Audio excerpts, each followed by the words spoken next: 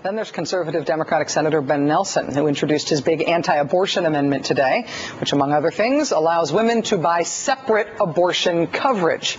Mr. Nelson got verbally smacked down by a number of his female Democratic colleagues shortly after introducing it. What an insulting, humiliating thing to say, if you want an abortion, go buy a rider. I think it demonizes women.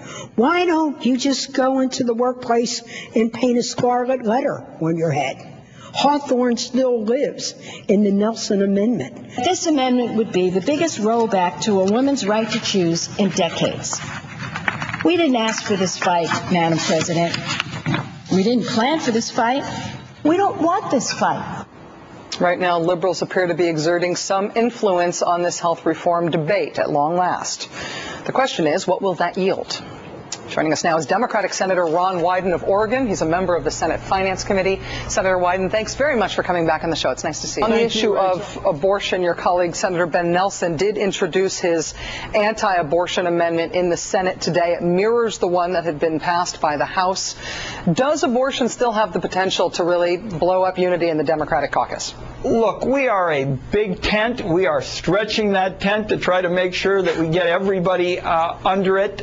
Ben Nelson is very sincere in his views, but I'm against the amendment. I think it is a slippery slope.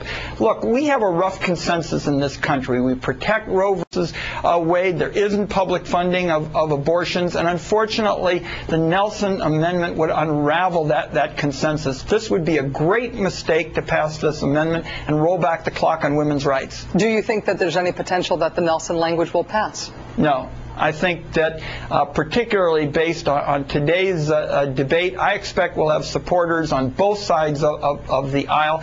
Look, this is a critical question with respect to privacy as well. There's great concern among folks on the far right about government getting too big. Why in the world would you want to let big government make these decisions that now belong to women?